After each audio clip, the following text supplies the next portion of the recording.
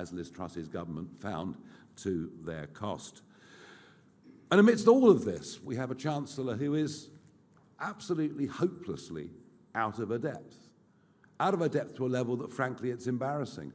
It was Lee Anderson that called her Rachel from accounts during PMQs some time ago, and that really stuck. Although Lee now says he feels sorry for her on a human level, and actually, I think we can all understand that. So what we're going to get is a budget that'll be drafted by left-wing think tanks, a budget that'll be drafted by people who've never run a business, who've never had a proper job in their lives, and that's the level of disconnect that exists. Now, I do think we're setting the pace on a number of things. I thought, despite her protestations, I thought a lot of what Shabama Mahmood said yesterday was driven directly by fear that Labour are losing votes, particularly in the Red Wall, to reform. And rhetorically, we would agree with a lot of what the Home Secretary said. Indeed, there are some of us that thought it might just be a pitch. Maybe that's our next defector, I'm not sure. If her backbenchers vote against her, that could become a bigger likelihood. There was no doubt, as I say, that we led the agenda on that illegal migration is making the country very, very angry, and she said it's, tearing the country apart. But economically, it is legal migration that is doing enormous damage to the British economy, and it's been so difficult to even talk about this subject without being screamed down. But just look at the direct link between falls in productivity and the mass importation of unskilled labour. In fact, that trend has been there now for the best part of 20 years. There are enormous costs to our benefit system of those, not just illegally, but legally have come into our country. And today, Zia is going to address some of that, as indeed we've touched on before.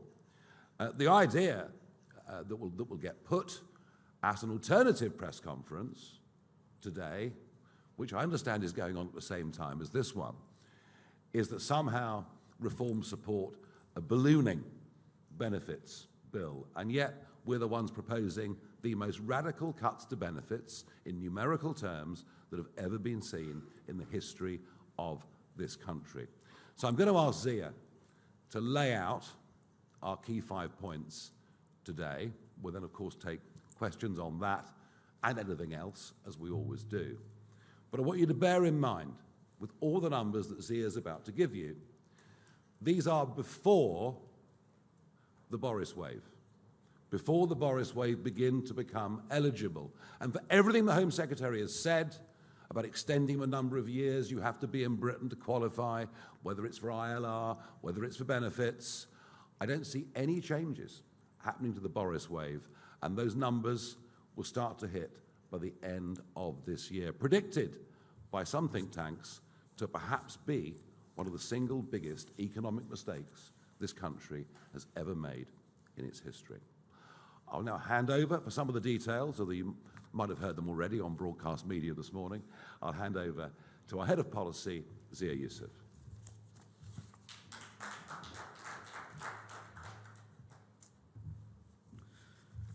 Good morning, everyone. Thank you for coming and for watching, if you're watching this on a live stream. So, tough decisions need to be made is the refrain of the political class for years, decades now.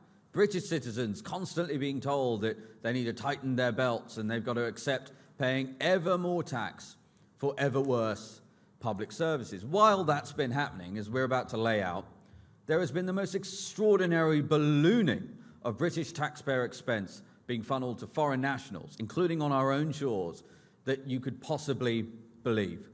The British state exists to serve British citizens. That is quite a radical idea these days in Westminster, which is why Nigel gets heckled whenever he says such a thing inside the House of Commons. But that is what it is for. And so, yes, we agree.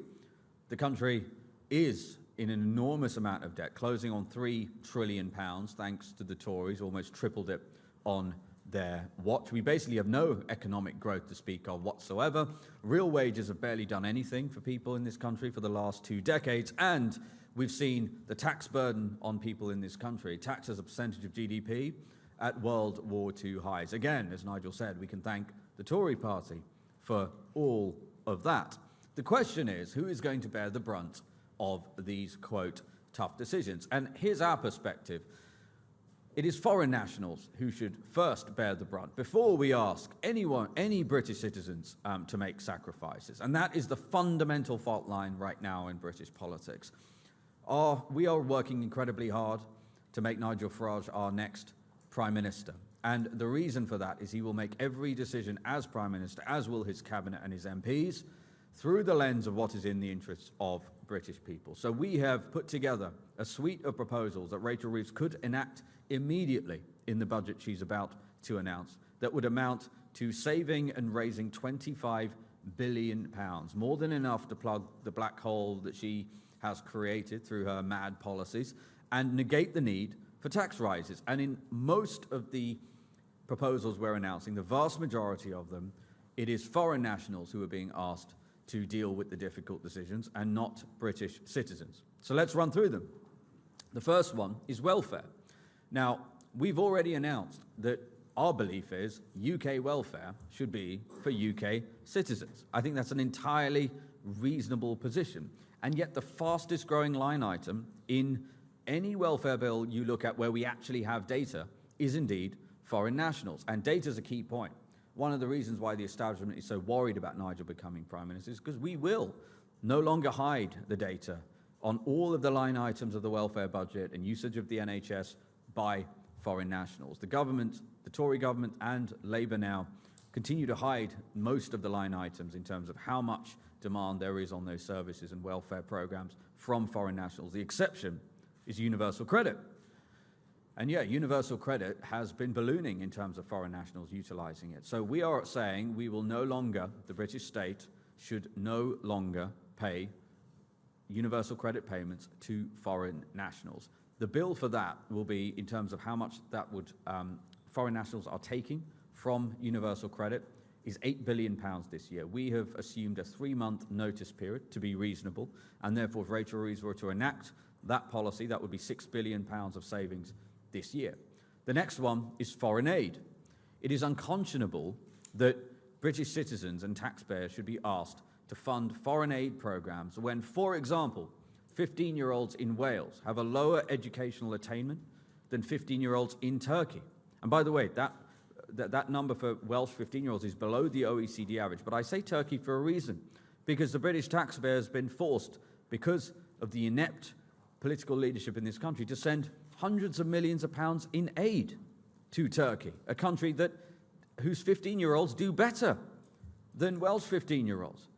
Charity begins at home, and that's before we even start talking about the fact that, for example, while Labour was resisting calls for a statutory national inquiry into the grooming gangs, they were wiring £19 million to Pakistan for child exploitation prevention programs. That is going to make British people's blood boil. It is unacceptable for us to continue to be funding foreign aid at this level while the country is in the state that it is currently in. Of course, we would aspire in the long run to do foreign aid. Why wouldn't we? But charity begins at home, and it is unacceptable to ask hard-working British people to pay ever more tax to fund these programs. So we are proposing a hard cap of £1 billion on foreign aid. That would still allow us to ring-fence our commitments to Ukraine, and it would allow us to keep our seats at multilaterals like the UN and the IMF.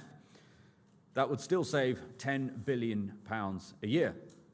The next thing we can talk about is the immigration health surcharge. Now, this is actually quite extraordinary because the government's own impact assessment, when it was recently increased to £1,000 roughly a year, stated very clearly that that £1,000 merely represented 38% of the actual per capita, i.e. per person, per year cost of using the NHS. That's literally in the document. That's not speculation. It's in the impact assessment.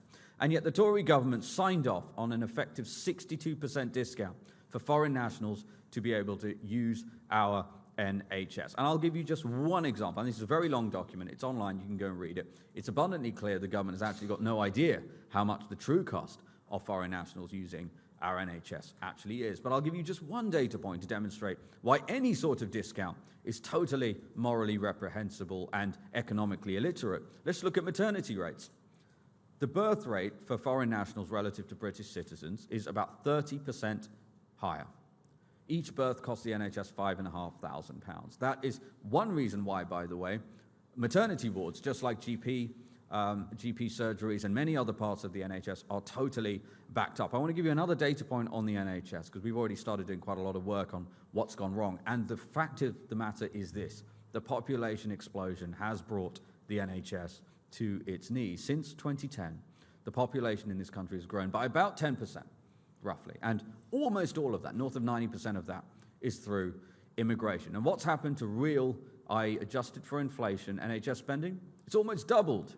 It's almost doubled to deal with a 10% increase in the population. And insanely, and again, we can thank the Tory government for this, the country has fewer NHS beds since 2010. So it is clear that the marginal cost to serve in pretty much every vector in the NHS scales in really non-linear fashion, in exponential fashion, once capacity constraints are exceeded. And that is exactly where we are. Unless we get this population explosion under control, and Nigel has talked about this for decades, the NHS will not be able to recover. And that is really important. We can make a start. We can make a start by no longer offering foreign nationals a 62% discount on being able to use our NHS. We can then talk about foreign prisoners. So we've known for some time now that north of 10,000 foreign nationals languish in our prisons. And remarkably, countries like Pakistan, to whom this country sends hundreds of millions of pounds in aid every year, our inept politicians, for whatever reason, are unable to even get Pakistan to take back their convicted criminals who are sitting in our jails. And we're still sending them hundreds of millions of pounds in foreign aid and issuing them visas in all sorts of different ways. And then, so that would save £500 million adjusted for deportation costs. That's based on onward data that was published this week. And then you have the PIP announcements, the PIP reforms that Lee Anderson and I announced recently. Now, by the way, most of these numbers, Nigel mentioned ILR, the numbers I'm giving you, the £6 billion in the form of savings this year if we were to halt welfare universal credit payments alone to foreign nationals, the $10 billion saving in foreign aid, the $5 billion, by the way, that the immigration surcharge increase would raise this year. All of these numbers compound at dramatic rates over the coming years. Those numbers I've given you are just for this fiscal year, because we're talking about plugging the black hole and negating the need for tax rises. But to give you an idea on this, in that press conference we said by 2029 the PIP reforms that Lee and I proposed would save £9 billion per year in 2029, namely no longer paying for non-serious anxiety, but actually putting those people on back-to-work programs, which all of the academic research in Europe shows that is the best possible thing you could actually do for the recipients of that welfare too, many of whom are very young and being tossed on the scrap heap. But this year, that would still save £3.5 billion. So you top all of those numbers up, you get to above £25 billion. And these are savings that Rachel Reeves could choose to make in her budget that is coming up.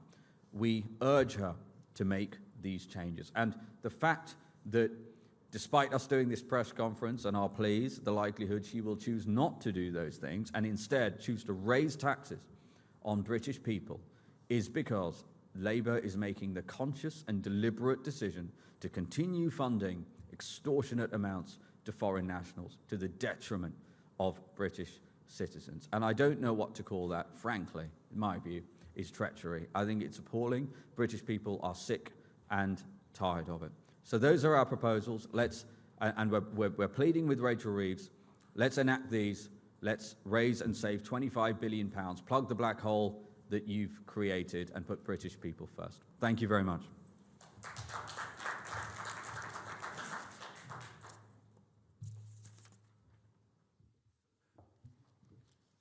Zia, thank you. And that is the central message of today's press conference, that putting up taxes in this budget is a choice.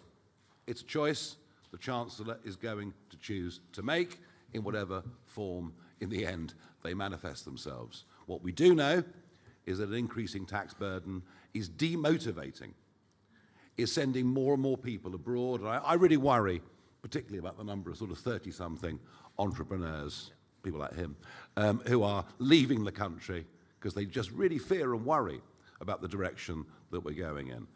And once again, I want to reiterate, we as a party are proposing massive cuts in spending, and particularly massive cuts in welfare spending. And we're the first people really to have the courage in modern times to lay any of this out. Now, as ever, we will take our questions, beginning with our favourite broadcaster, the BBC, and Alex Forsyth. Thank you very much. You are talking again today about some pretty big numbers. 25 billion. Can I just press you on the workability of some of what you've announced? You said you would stop foreign nationals claiming universal credit, including those with EU settled status. That's protected by the withdrawal agreement. What gives you any sense that the EU would renegotiate that agreement? And if you say you'd act unilaterally, have you done any analysis of the potential costs when it comes to possible retaliation by the EU, including on trade? Well, firstly, on the point, on numbers, the last accurate figures we have are 2015, at which point there were 4 times the number of EU nationals in the UK getting benefits as there were UK citizens in Europe receiving any kind of benefits. But the numbers since then have exploded. Yep, and so since then, the number of EU nationals in the UK claiming welfare has increased sevenfold. So the facts on the ground have changed. And therefore, look, we have a choice here. Either you have a government, which we've had now for years, that throws their hands up in the air and say numbers like, for example, foreign nationals claiming universal credit, that was 950,000 about 3.5 years ago. 3.5 years ago. That number is now 1.3 million. That's 350,000 more foreign nationals claiming universal credit in this country. That's happened in 3.5 years. So you tell me this, are we supposed to just stand by and allow that to get to 2 million, 2.5 million, 3 million? Or are we actually going to say, sorry, we actually need to renegotiate this because this is patently unfair? Well, I think the whole relationship with the European Union needs renegotiating. It appears that the Starmer approach is surrender, surrender, surrender, starting with our fisheries, starting to make contributions again. I mean, the whole thing is mad. It is most certainly not what people voted for. And they were very, very clear. Labour in the general election were very, very clear there'd be no backturns at all on our relationship with the EU, and there've been several already. But look, the relationship clearly on this, and given the explosion of numbers, the relationship is hopelessly out of kilter.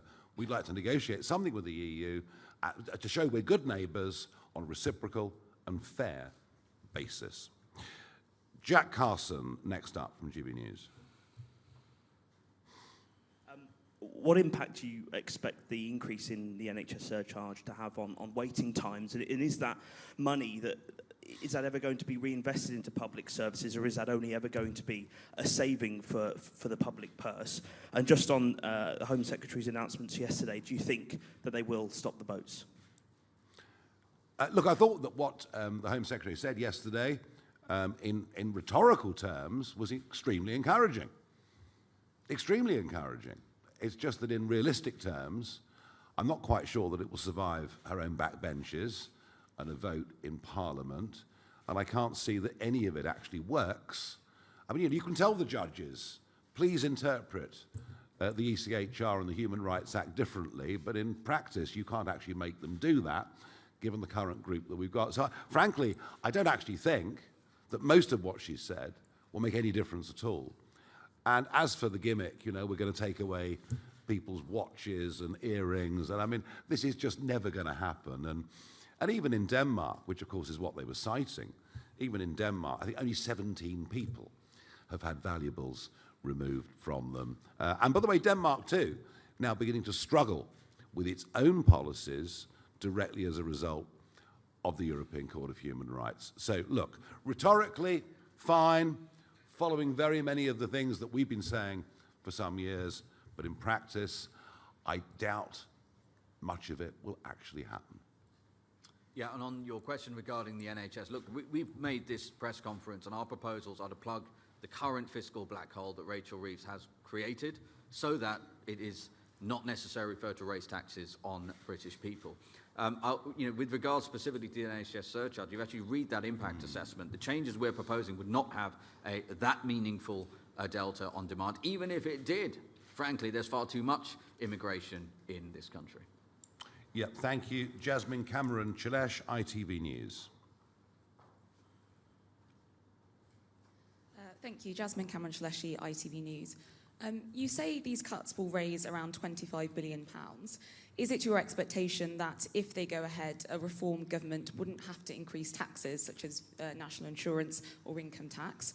And just secondly, if I may, the Home Secretary has urged you, Mr Farage, to, quote, sod off after you suggested she was auditioning to join Reform. What's your response? And just to confirm, would Reform MPs vote with the government on their asylum changes if needed? Yeah, I did notice, actually, Robert Peston arriving in the room just as we started. Well, she seems to quite like using bad language, doesn't she, the Home Secretary? There's been quite a bit of it over the course of the last 48 hours or so.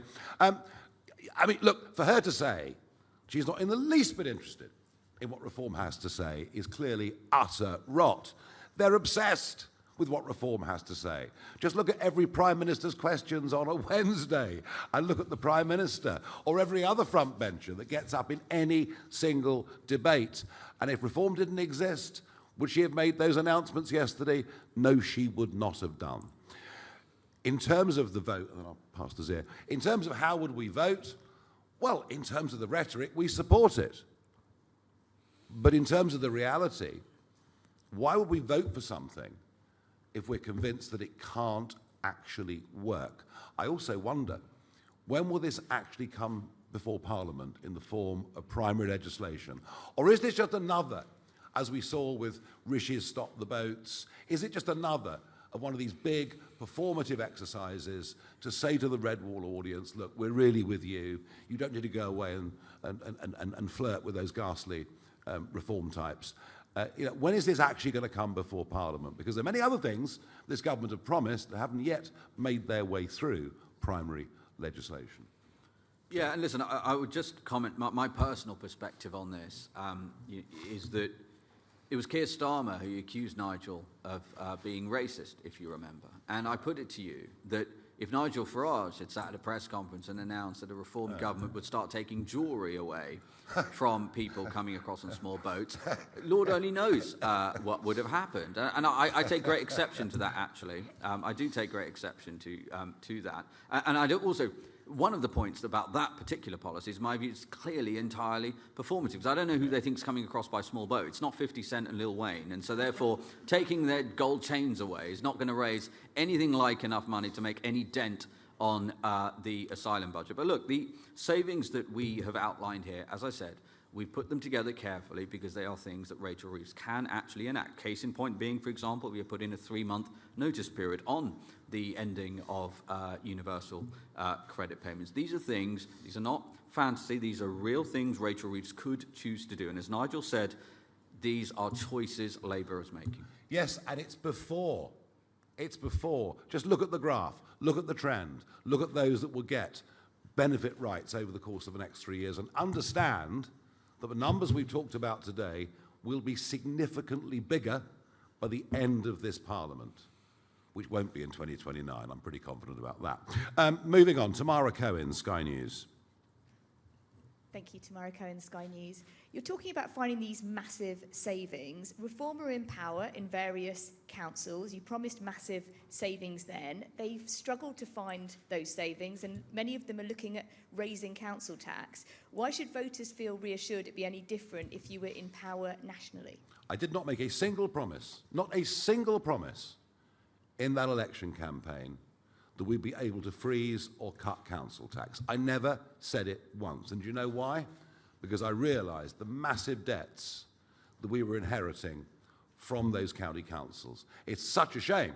If you guys had focused on local government before the May the 1st elections, maybe the levels of debt would not have got as bad as they have. Now, of course, there's a huge focus on county councils up and down the country. Richard Tice laid out very clearly yesterday in a press conference the £330 million of savings we've already made, but he also made the bigger, broader point, which links actually directly into what we're talking about today, that there is a massive problem with the Sen budget, a massive, massive problem with the Sen budget. And this is going to need national government to work with local government to reduce those burdens. And it's a case of overdiagnosis, it's a case of misallocated budgets, it's a case of some of the most extraordinary expenditure. I mean, I wouldn't mind owning a taxi firm in Lincolnshire. It sounds like very good business. So there are a lot of the impact on those local councils does come from national government policy. Are we determined to make changes? Yes. Will we cut debt? Yes. But can we give people a free ticket at this moment in time on council tax? No. And I never, ever thought we would be able to at this stage. But I think the analogy that was given yesterday, if I listened carefully enough, was that we're 12 minutes into a 90-minute game. Did I get that right? Well, there you are. Marvellous. Let us move on to Martin Beckford from the Daily Mail. Thank you. Just following on from Tamara's question. So will you be content if reform-led councils increase council tax by the maximum allowed 5% next year, or will you tell them they can't do that? Thank you. Well, we can't tell them what to do. It's, I mean, they are their own living, breathing organisms. I would very, very much hope that any council tax rises would be limited to inflation. That is very much my aim and aspiration for our councils. But I repeat the point. If you actually look at the numbers, we have inherited massive, massive debts. Massive debts. It isn't just at a national level that the country's in trouble. It's in big trouble at a local government level too. But I would just want to say one more thing, if I can, on this, and it is that last year 7 county councils had their elections cancelled in the name of local government reorganisation. This year, we understand, and in fact the Times I think have covered this better than any other newspaper, that the leaders of those Tory councils are urging the government to postpone the elections again because they're worried that reform might win them and oppose the local government reorganisation. I mean, imagine that. Imagine the democratic will of the people being discovered. So we would challenge very strongly the government and say, let's go ahead with the 7 county council elections. And by the way, part of that debate will be how we've run the other county councils. Let the public judge. So I would urge that very... Otherwise, you're going to have elected Conservative county councils who will, by the time this proposed local government reorganisation goes through, have actually sat in their positions for 7 years. And I think democratically that's unacceptable at any level. Martina Bett from The Sun. Thank you very much. You want to cap foreign aid at 1 billion, but do you think that should come with conditions? For example, making every penny of that conditional on countries taking back illegal migrants, for example, and if they refuse, then they get nothing. And just quickly, on the confiscation scheme of jewellery and other assets, are you saying that you're against that? It isn't going to happen in a month of Sundays. I'll bet you any money you like, we do not take a single possession of anybody, well, unless it's a gun, of anybody crossing the English Channel by dinghy. And as Zia says, if I dared to answer your question in the affirmative, I can't even imagine what some of the historic parallels that would be drawn and published would be. And that really gets to the heart of yesterday's event. It was performative to a very, very large degree. Even if she believes this stuff herself, and clearly she is very much more from the Blue Labour wing of the party, even if she believes it herself, it just isn't going to happen. Camilla Tominey from The Telegraph. Sorry. Oh yeah, I'm happy to take that one. So we wouldn't even categorise. So listen, we want to hard cap foreign aid at £1 billion for the foreseeable, right? Until Britain's finances are in a position where hard-working bricklayers in this country are not being asked to pay ever more tax. In terms of making it conditional, well, what we would say, as we outlined in Operation Restoring Justice, our deportation plan, we allocated £2 billion specifically for paying foreign nations to take back they're illegal migrants. So we wouldn't even call that foreign aid. That's very simple. You know, here's an incentive to take back your illegal migrants in our country so that we can basically ensure that we have proper immigration law here. Yep. Camilla Tominey, Telegraph. Morning, thank you. Camilla Tominey for the Daily Tea. Just a personnel question, mindful of the fact that you think there's going to be a general election in 2027, and you've been very critical of the current Chancellor. You've scrapped the tax cuts that Richard Tice wrote into the contract with the people at the last general election. If Zia Yusuf is now crunching the numbers for the announcements you're making today, should we presume that he's your preferred choice for Chancellor over Richard Tice now? Thank you. Lovely try, but you should... No, it's very good. I mean, no wonder you're so well paid. But I'm just not playing your silly little game, sorry. Right, moving on to the next question. Max Kendix from The Times, who has covered the local government cancellations better than any other journalist. Thank you. Couple of questions. One on, which was kind of asked before, but would be good to get addressed more fully. Is your aim to go into the next election making a promise not to raise any taxes whatsoever? Are there going to be solid commitments around that, or conversely, do you think there's an area that should be taxed more? And Zia, I wonder, Shabana Mahmood said yesterday, when she was being accused of being divisive by a Lib Dem MP, that she's the one regularly called an effing P word and told to go back home. Is that an experience of racism in public life that you sympathise with? Yeah, well, look, I've answered this a few times this morning on the morning round. So, number one, I deeply sympathise with her for being in receipt of such appalling racism. That must be deeply unpleasant.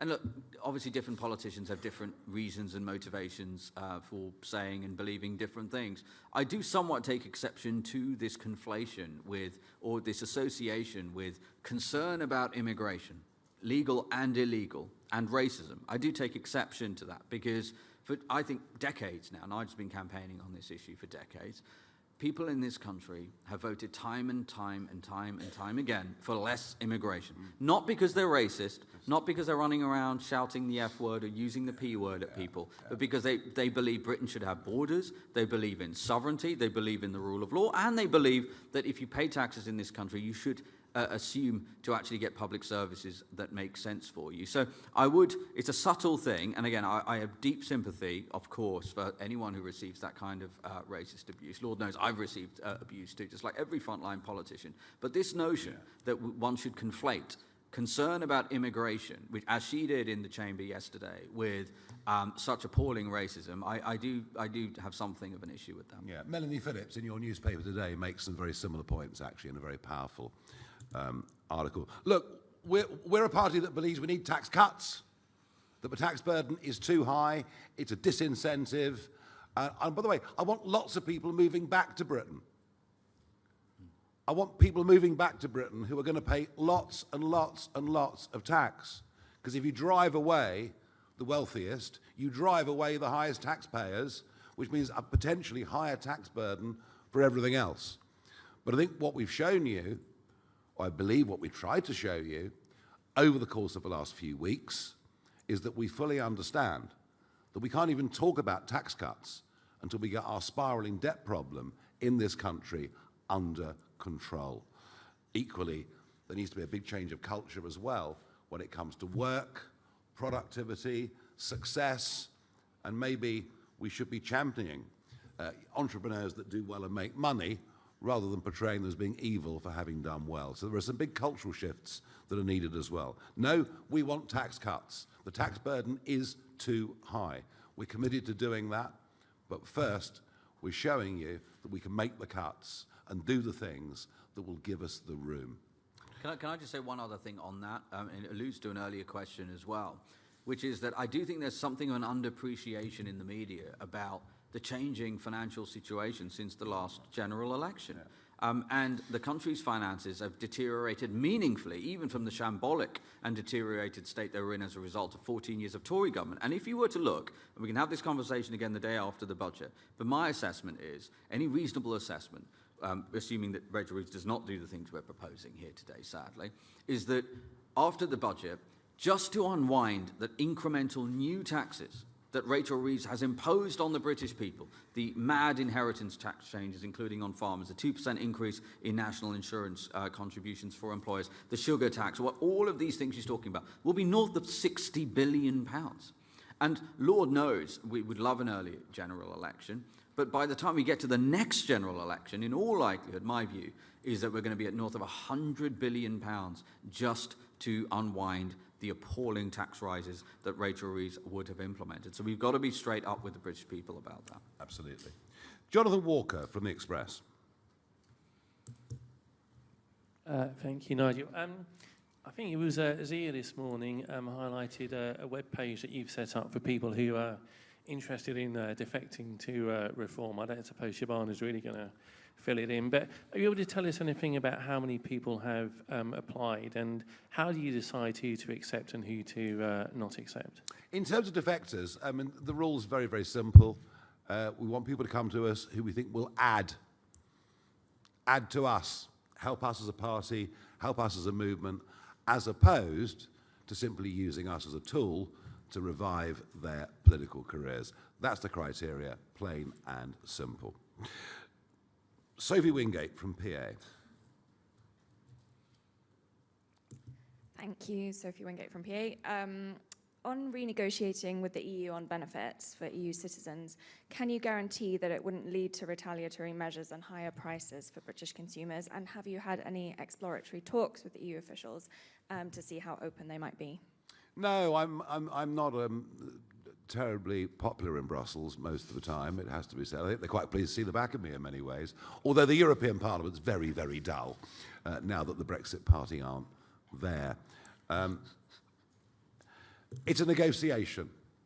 You know, it's a negotiation, and you go into a negotiation with a very clear idea of what your objectives are and what your interests are.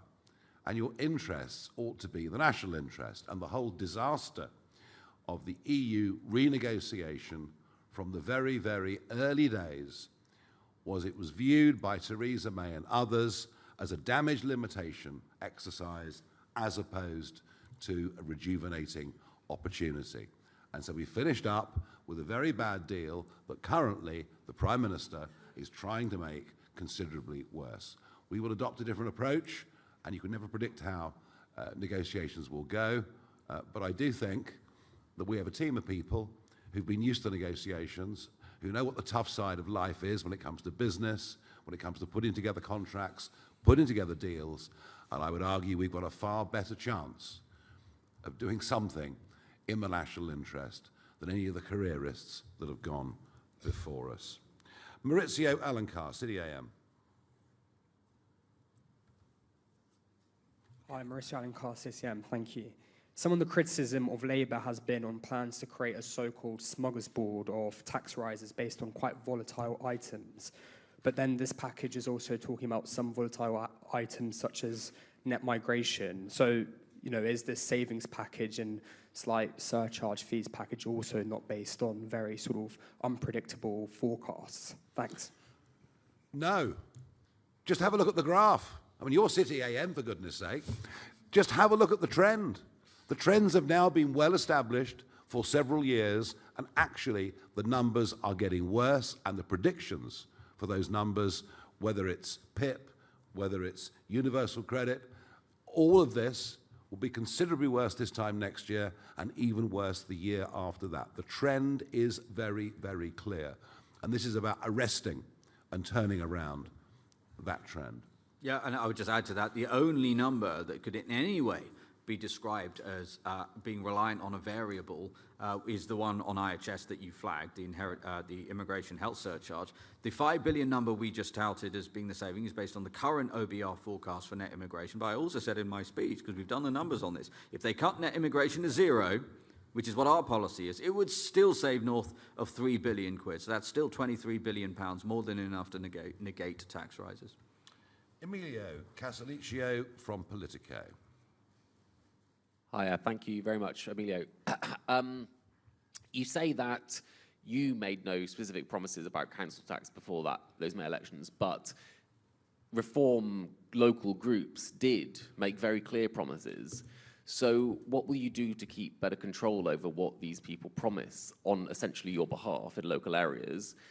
And are you able to say something just a bit more general about that experience, what councils, these reform councils are finding, the challenges that they're finding in terms of saving money or in terms of making difficult decisions for savings that actually are proving very unpopular or the government won't let them do? What have you learned from this experience of some form of governance about what you should be promising ahead of the election and how a reform government might need to kind of temper expectations? I was incredibly careful in the run-up to those county elections not to make false economic promises. And I promise you, you will not find a leaflet officially sanctioned by the party. You will not find a clip or an excerpt of anything I said on the street or on camera or to you or wherever it may be where I made any false claims about tax and council tax. And I can assure you, having travelled and having met, I can't even think, but probably 800 to 900 of the 1,300 people that stood, 600 people that stood for us, I didn't hear anyone making false promises on council tax. So I think, you know, the messages that were coming from the central party through the senior membership team were very, very loud and clear. Lessons, yeah, I mean, I think, you know, getting anything to change in this country is difficult. It's difficult because of inertia. It's difficult because of the status quo. It's difficult because there are plenty of people living in the marzipan layer, you know, on a public sector with the promise of great pensions, with maybe not the longest working hours in the world, many of them thinking since the pandemic that actually work from home was a suitable alternative. Yeah, getting things to change is hard. I think that's perhaps the biggest thing that I take from these first few months. And that is to a very large extent why, it's getting back to the Express question really, that's very much why Danny Kruger has come into the party to oversee a team, to think, how are we going to deal with those challenges with Whitehall and elsewhere? But yeah, that's my big takeout. Okay, we're rattling through. Will Hazel from the iPaper. Thank you. Do you support Shabana Mahmood's plan to deport the children of failed asylum seekers? Because I think earlier in the year, Reform rode back on plans to deport the children of illegal migrants in your mass deportation plan. Look, you know, my job is not to make your life easier. And so I'm going to say this. The absolute priority with deporting those who've come illegal are young, undocumented males of fighting age, many of whom will do great harm in this country to women, to girls, join crime gangs, and that is the absolute priority, and that remains my answer. Lucy White from Bloomberg. Thank you. I wanted to ask about steel. At the moment, the EU has proposed much higher tariffs on steel that we are trying to negotiate our way out of. If you were to torpedo relations with the EU by, for example, withdrawing from the ECHR or by treating their citizens here differently to the way we treat our own, how do you expect that to impact on these industries that are so reliant on our relations with the EU? Because the steel industry has said the tariffs at the current level that the EU is proposing would be incredibly damaging. No, and I understand that, but that's all part of a negotiation, isn't it? That's all part of a negotiation. And, you know, when you're negotiating against someone that sees weakness, they will keep hammering you. You know, that is the world that we live in. And we've shown weakness since 2016. Time after time after time. And frankly, under Keir Starmer's leadership, it is craven weakness that we're seeing on fishing and everything else. So yes, these are issues, as are trade issues around the whole of the rest of the world. But this is about a complete reset of our relationship, and one that is much more in our national interest. And, you know, steel is a very difficult subject anyway. I honestly don't believe that if Richard Tice and I had not gone up to Scunthorpe on that day, I honestly don't believe this country would be producing any primary steel at all.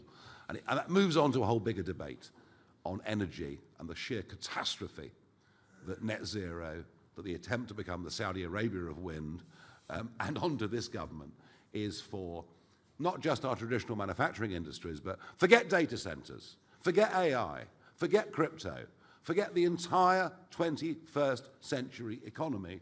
If we continue with our current energy policy, we simply won't be competitive and won't be able to do it. And energy will be, very much, I think, a centerpiece of what we fight the next general election on.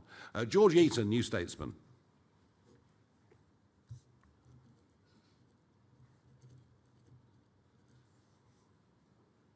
Nope, not here. Adam Cherry, Guido Fawkes. Thank you. The Chancellor next week is set to announce a milkshake tax. What is Reform's position? My favourite subject. Right. What is Reform's position on sin taxes? You mentioned the sugar tax earlier. Would you abolish it? And under a Reform government, if I go into a restaurant, would I be able to buy a Coca-Cola and get it refilled unlimited times? Oh, I've seen that. I mean, it's as if we'd all to be protected from ourselves and kept at home, wrapped up in cotton wool. Just take tobacco. Just take tobacco. The Australians have gone bonkers. A packet of cigarettes in Australia costs about 35 quid, maybe nearly 40 quid. So if you're living in Melbourne and you're in a criminal gang, forget cocaine. There's no money in cocaine. The money's in fags. And as a result of this, there have been 40 premises firebombed over the course of the last 2.5 years as the tobacco gangs fight against each other and burn out shops that are selling under-the-counter cigarettes. And you can go back to Adam Smith, if you like, who talked about brandy taxes. And if brandy tax is too high, guess what happens? You get smuggling. And I think when I take that down to sugar, well, clearly, there is not going to be a black market in milkshakes. I would fully understand that. But they're hot when they're chucked in your face. They're really vile, I must tell you. I just think we're not doing enough through education and just banning things and taxing things and saying in that particularly famous chain that you can't fill up for a second time. I mean, it's just overreach on simply on the most astonishing level. Archie Earl from Unheard. I was wondering if you could tell us anything about if Reform has any plans to implement a Trump-style visa ban on any countries, especially in light of Shabana Mahmood's announcements. Well, the visa ban that Shabana Mahmood talked about yesterday was actually, yes, a very sensible negotiating tactic. Why wouldn't any government looking after the national interest do that? It was one of the most attractive things I thought she said. Let's show some muscle as a country, and we can do that with Nigeria, etc. Even Eritrea, maybe, I don't know. But so there's much we could do. But I just, again, say to you that it all sounded great. It's all supposed to neuter support for reform. I just don't believe any of it with this government, this cabinet, and these backbenches, and the leftward movement that we're seeing in Labour politics. The drag that is coming now from the Greens, it won't be Jeremy Corbyn because he can't run a bath, but there is that gradual drift to the left. I just don't believe it'll ever happen. Right, 2 or 3 more. Anna Gross from the Financial Times. Would be under the The immigration health surcharge, in all of the documentation that I've read, it's calculated on the average cost to the NHS of migrants who are eligible for the surcharge. So I'm confused about where you got this £2,700 figure from, which I can't find.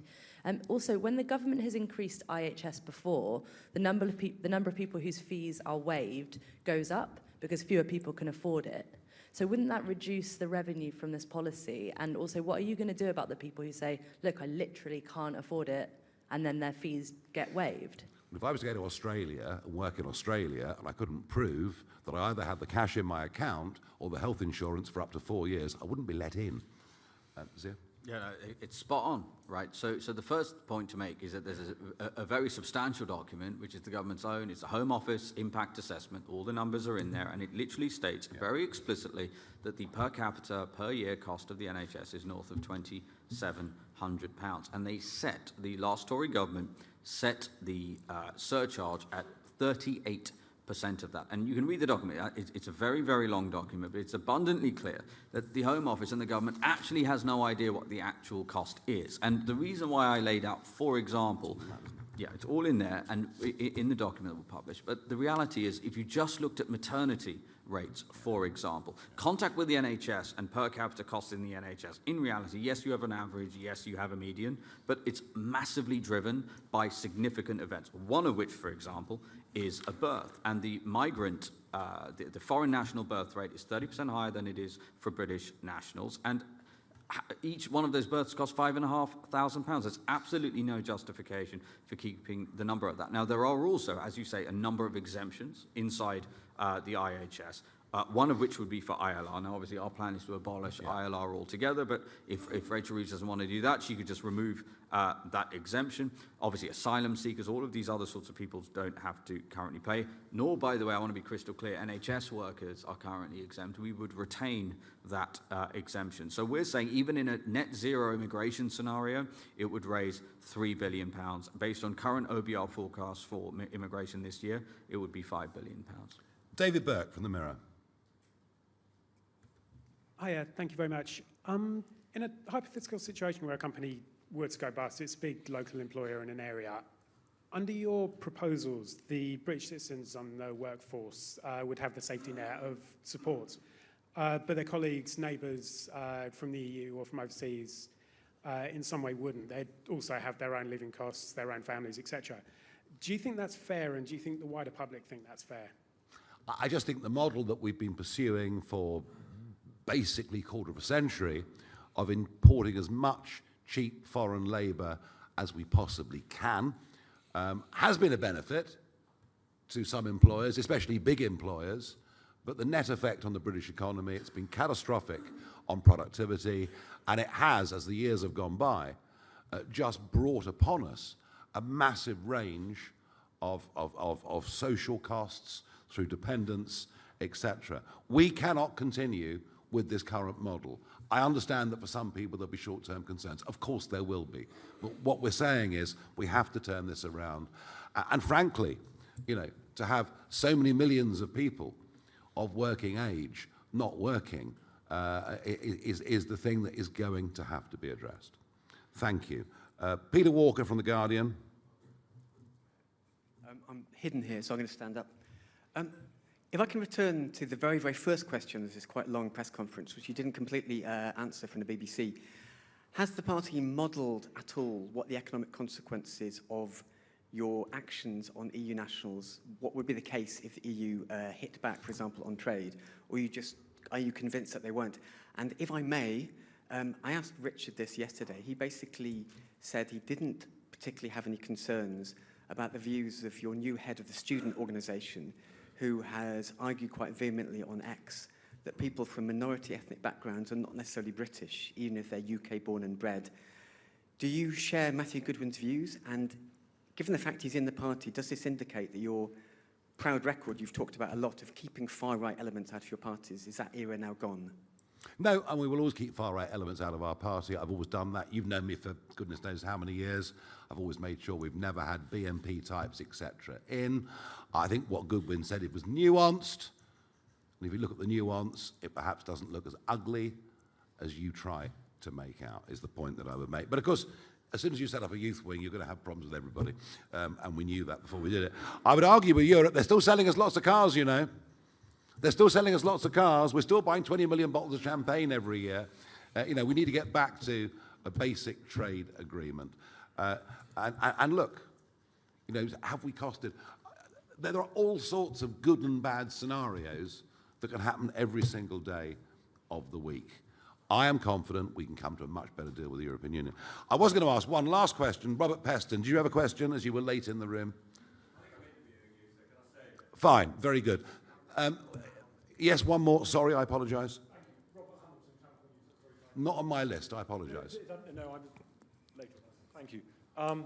You've painted a very gloomy picture of the public finances in this press conference, but would it be fair to say that the solutions you're offering, in contrast to your avowedly radical solutions on immigration, are perhaps cautious? 25 billion savings is just about half what the Tories suggest they could find, 47 billion. Even your PIP changes are less than what Labour thought they could find when they first thought they could manage this. So is that the message you want to give to the electorate? We're radical on immigration, but there will be incremental change on the public finances. What we've given you today is just one snapshot of one area. We might remind you of what we said about the Boris wave and indefinite leave to remain and what the cost of those individuals are likely to be over the course of the coming decades. 200. Yeah, I mean, it's hundreds of billions if you actually were to look at the Boris wave and that over impact. Decades. Over decades, indeed. And look, we're going to have a lot more to announce in this regard. I will say it's quite funny, though, with the media. You know, 1 minute we're putting big numbers out there and we're accused of fantasy economics, and then we put smaller numbers out there and that's a bit cautious. So look, here's the point. Here's the point. As Nigel said, this is a very specific set of proposals for Rachel Reeves that she could enact immediately. And by the way, that 25 billion, that compounds, as is in the document that we will share with you, that compounds significantly and multiplies over the coming years. Thank you, everybody. Cool. How many questions we did? 20 something? No idea. Yeah. A lot. Yeah. A lot.